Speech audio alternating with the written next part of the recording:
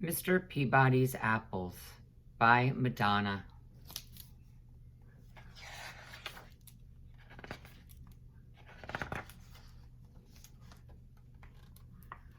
Welcome to Hapville.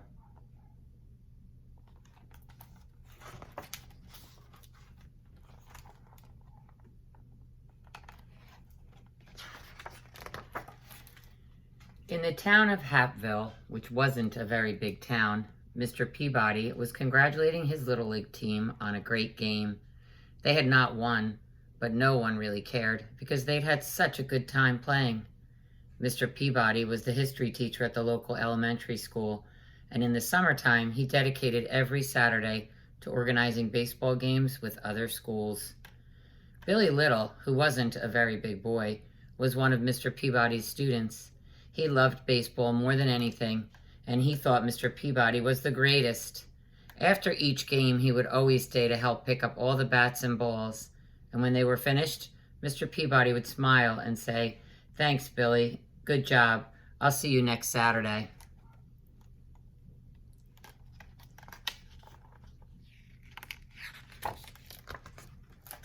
Then he would start his walk home along the main street of Hapville, which wasn't a very big street, waving hello to everyone he knew, and everyone would wave hello back.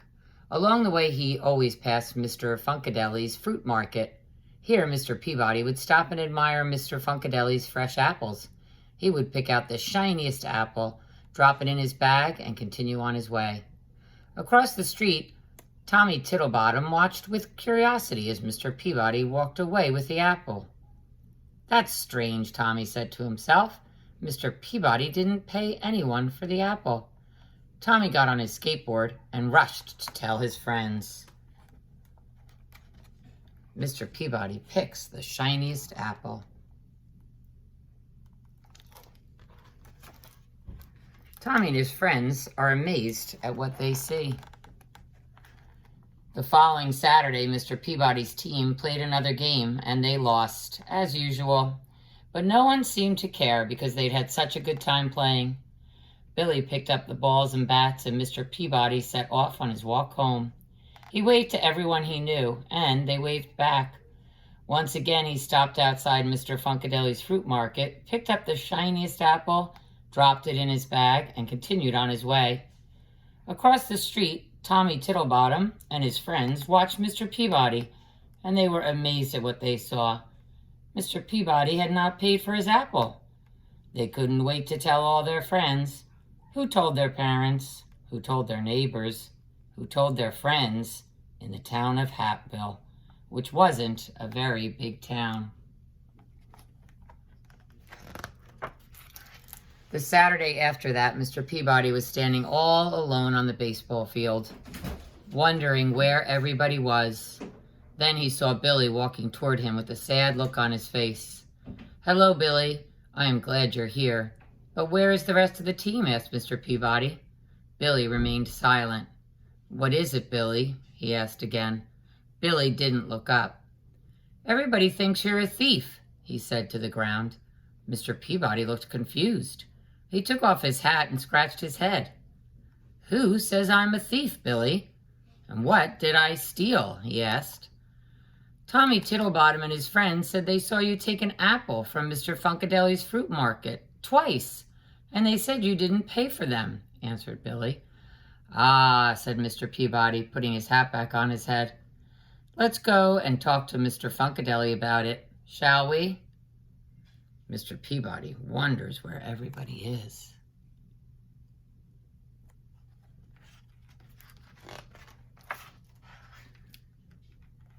Everybody thinks you're a thief.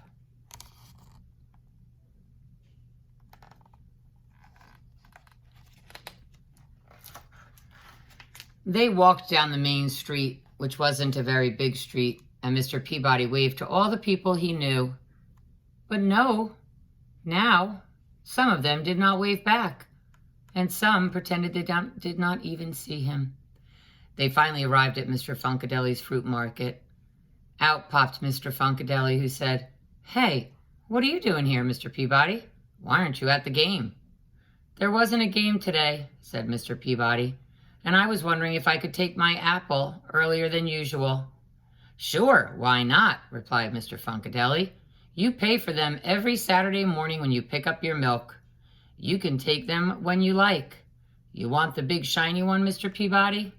Mr. Peabody took his apple, smiled, and offered it to Billy. "I would like to take the apple, Mr. Peabody, but I have to go and find Tommy and explain everything," said Billy. "When you find him, ask him to come over to my house. I would like to speak to him too," replied Mr. Peabody. Mr. Peabody offers Billy the apple. A little while later, Billy found Tommy and told him what had happened with the apples. He told Tommy that Mr. Peabody wanted to speak to him right away, so off Tommy ran. And when he arrived, he rang the doorbell, and Mr. Peabody came to the door. They looked at each other for a while. "Oh dear, Mr. Peabody," said Tommy on the doorstep. "I didn't understand. I should not have said what I said, but it looked like you hadn't paid for the apples."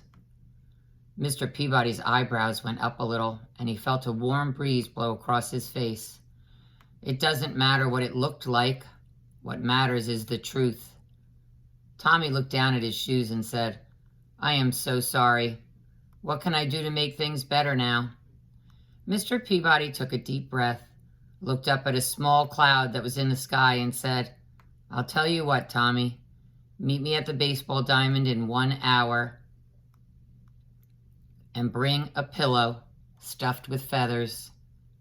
"Okay," said Tommy, who then ran off to his house to get a pillow.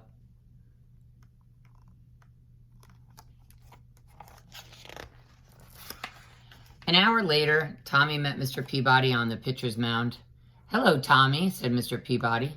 "Follow me and bring your pillow." Tommy followed Mr. Peabody to the top of the bleachers, wondering what this was all about. "It's a windy day, isn't it?" asked Mr. Peabody when they reached the top. Tommy nodded his head in agreement. "Here is a pair of scissors. Now cut the pillow in half and shake the feathers out." Tommy looked confused, but did it anyway. He thought it was a small price to pay to gain Mr. Peabody's forgiveness. The wind carried the thousands of feathers far and wide.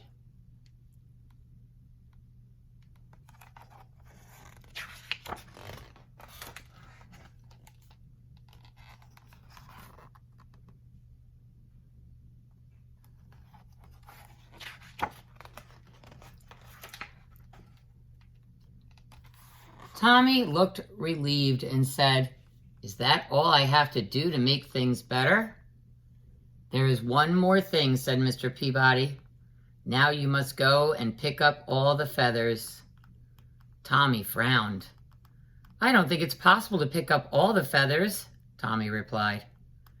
"It would be just as impossible to undo the damage that you have done by spreading the rumor that I am a thief," said Mr. Peabody. "Each feather represents a person in Hapville."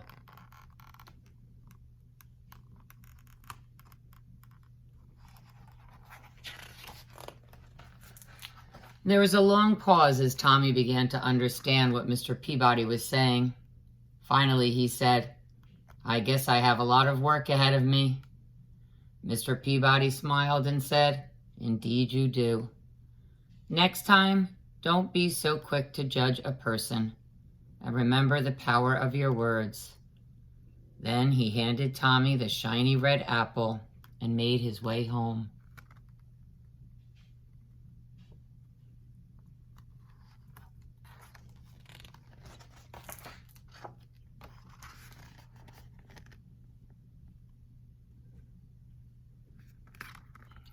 The end.